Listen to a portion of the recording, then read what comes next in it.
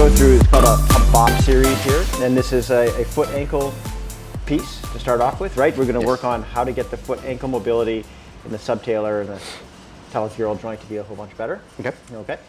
Shoes on, shoes off. Shoes off. Okay. Yes, yes, sir. New pair of socks for you. Look at that. Oh my gosh, where'd you get those? Whole Earth Provision. Nice. If I don't have this, I can't squat.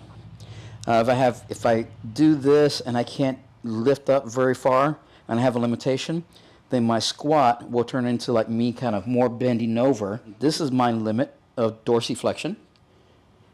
The half foam roller or your bob, or even you can use a beach towel, bath towel, roll it up, something that's got about 3 inches. I'm going to put the ball of my foot on that foam roller. I want to make sure that my feet are pointing straight ahead. I want to make sure that if I cheat or if I'm really tight, I'm going to dump my pelvis. I want to pull pelvis up underneath me, and that's going to make a huge difference to ankle mobility as well as like backside calf and hamstring. And so all I'm going to start with is just hinging, just like you would with deadlift. And so all I'm going to do is get into, can I hinge and get some mobility in the sagittal plane? So we move in the sagittal plane where we walk forward all the time. So I want to work on mobility in that same sagittal plane. Can I play around with moving that hip back, and at the very top, move that hip forward, push your hips forward? Can I get into that? The next thing I'm going to do is I'm going to bring my fingers on my ribs and my pelvis. Now from here, I want to make sure they stay stacked on each other. I'm going to push myself from one side to the other. So I'm going to keep my ribs on top of my pelvis, and I'm going to push my hips to one side, to the right. I'm going to push my hips to the left. And my whole job in doing that is my shin bone is moving from left to right on top of a stable ankle that's in dorsiflexion. So I'm creating a lot of mobility in that ankle joint. I want to hang out on one side. I just don't want to stay there and get out of there. I want to, jump into that side, feel that mobility, come back out of there, jump into the other side. How far can I go? I want to create mobility in that ankle and foot where I can go from one side to the other. And I'm not rolling onto my ankle and doing this, right?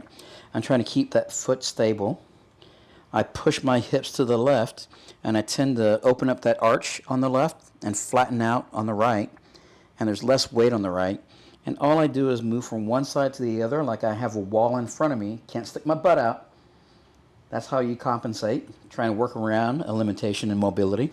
And I don't want my ankles to roll over. I don't want this, right? I want to create an arch and then let it drop. The last one is keeping my ribs on top of my hips.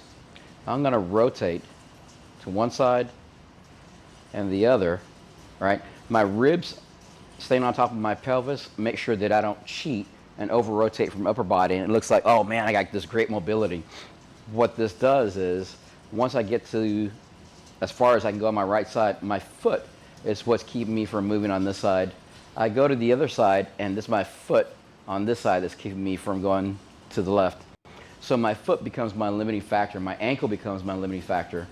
And when I rotate to the left, I'm creating a bigger arch on the left. When I rotate to the right, I'm creating a big arch on the right. I keep my feet forward. A lot of times what you'll see is when you roll to one side, that foot will want to roll with you. That's the limitation in that foot and ankle. So once you reach that and you start to feel like that foot wants to roll out, stop.